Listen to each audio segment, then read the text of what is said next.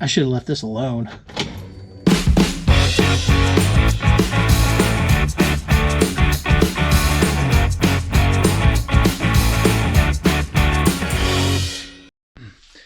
Alright, well, I wish I had some better news, like I have a drive shaft on the way, but I got a call from the drive shaft shop earlier today. They basically notified me that yes, they are working on my RMA request for, fixing the drive shaft that I have. And they would get back to me in about 2 weeks to let me know of what's going to happen, what else they may need, and when I might possibly get the drive shaft back. So we're going to hold dearly onto that little bit of insight and words on when I might get my drive shaft back. I hope I get it back soon. I know in the past they've beat the estimated time that it would take to kind of get to it, but we will see. Only time will tell. Meanwhile, we could still tinker on the Mustang. We could still make little fine tuning, little adjustments. And today's video is going to be adjusting the tachometer to my Classic Instruments gauge cluster. I know if you're familiar with this perspective, there's a shift light. Actually, I can show it to you. So there's a shift light in the tachometer. See? Now, if you've watched any of my videos, if you've seen the picture of my gauge cluster, you'll notice that shift light comes on at 7,000 RPM. Lund Racing, for the tune that I have, they recommend I shift at 7,500 RPM. Well, that's what we're going to do. We're going to change that shift light to light up at 7,500 RPM instead of 7,000 RPM. All right, let's go ahead and read through these steps. It says, step 1, start with the power off. Press and hold the push button. Talking about this guy right there. And while pressing the push button, apply power to the gauge by starting the vehicle, but not necessary. I don't know what that means, but we're not gonna start the engine. Basically, we just need to have key on. Step 4, release push button once power is applied. The tachometer will point to 2,000 RPM. Press and hold the button with the tachometer reading 2,000 RPM until the pointer moves to indicate the signal type. Tapping the push button will cause the pointer to alternate between 5,000 RPM, which is a low voltage signal from the ECM, and 6,000 RPM, which is the high voltage signal. So we don't want to change that. We don't want to change the type of deal. But by press and hold the push button until the pointer returns to 0 to save the setting. Okay, I think that's easy enough. We're going to push and hold the button. Key on. Oh, got my breaker on. Okay. And then if I let go and then I pressed no.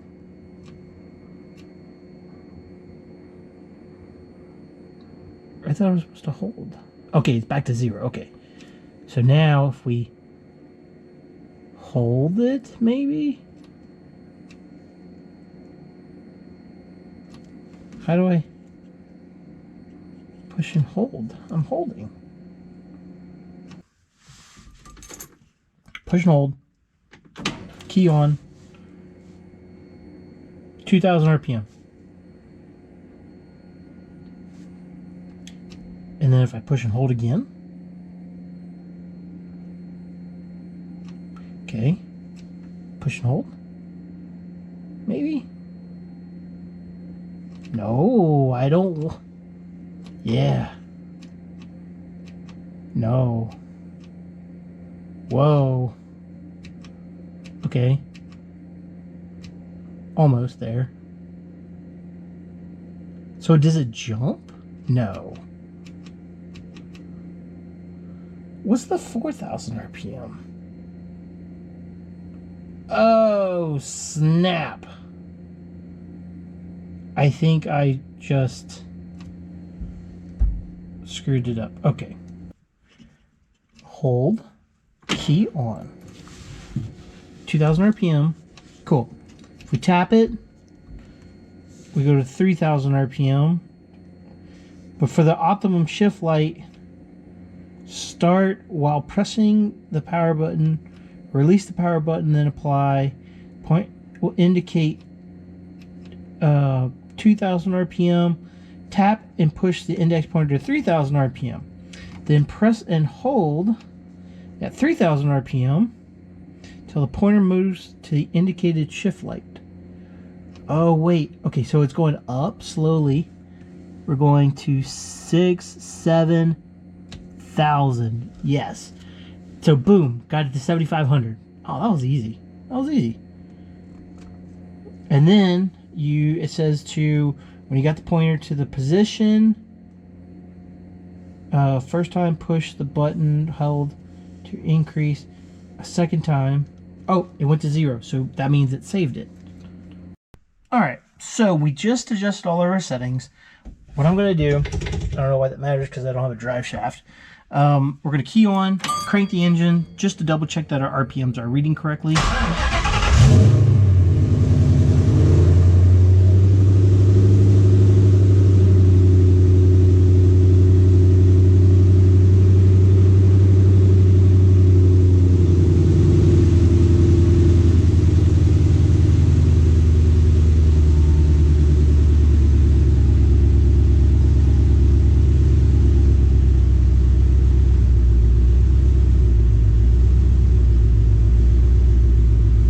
Saying that we're reading 900 RPM, but that's actually looking like it's like 20 something. Yeah, that's not right. We need to go ahead and swap that back to the other setting. Hold the button, key on, wait for it to go to 2,000 RPM, release button, press and hold, and it's going to shoot up to like 5 or 6,000. So it's at 5,000. Push the button. See it jump to 6,000, or you might be blinded by the shift light. Then we're going to press and hold because we just changed it from 5,000 RPM to the 6,000 RPM. All right, just went to 0. That means it's saved. We can key off. All right, cool, cool, cool, cool. Now we're going to crank it up again and double check our RPM.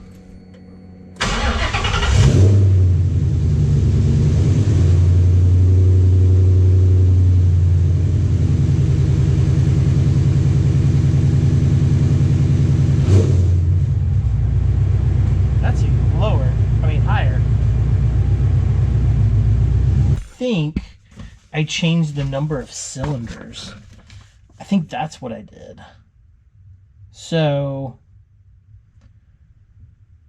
all right. So we need to change this back to an 8-cylinder.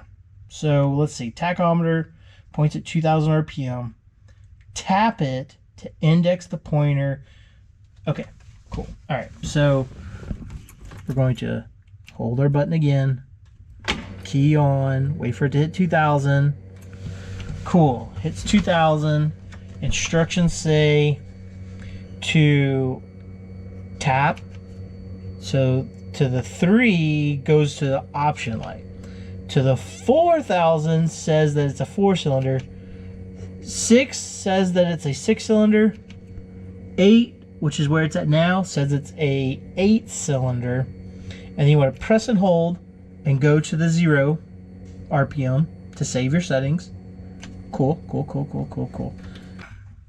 Key on. Heck yeah.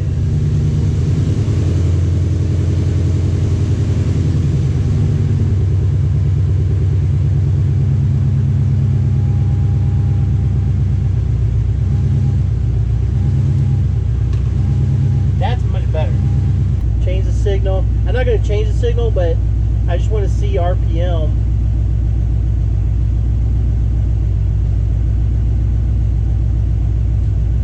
Come on now. Ah. There we go. Says it's 8,600. Huh.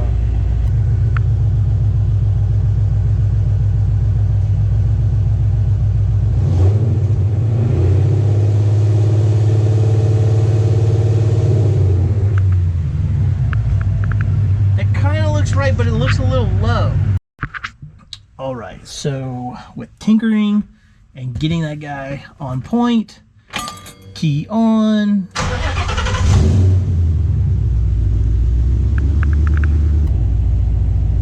There we go. Yeah, so it's at 850 right now. I'd say it's about 850. Now, let's crank this guy up.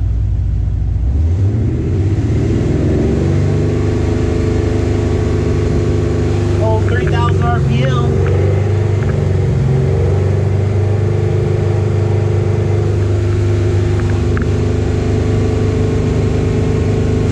Alright, so we got the gauges all adjusted, all in sync, and we've raised the RPM shift point to 7,500 RPM per the shift light.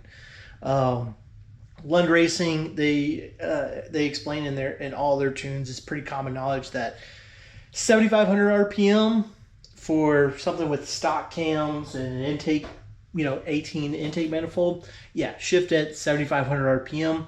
There is no shift limiter on a Lund tune, so if I ever needed to stretch out a gear to 8,000 RPM, I don't think it's going to hurt anything to get to 8,000, but the engine definitely, stops making steam after 7,500 RPM. So I used to hit the shift light 7,000 and then just carry it a little bit, like kind of just be a little bit lazy. Now, when that shift light is on, it could be time to shift. So I think it's good. I think it'll be good. A lot of times when we're on the track, you really don't need to go to red line all the time.